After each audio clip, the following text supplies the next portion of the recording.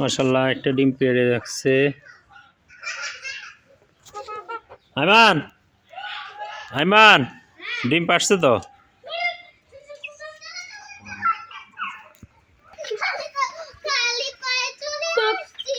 যা ডিম ওই যে ওখানে আছে। হ্যাঁ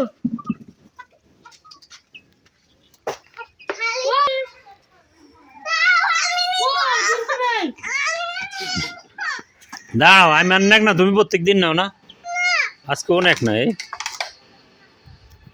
ডিম, যাও নিয়ে যাও।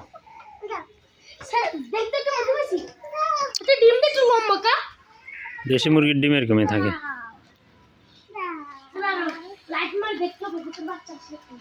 এত তাদের বাচ্চা থাকবো।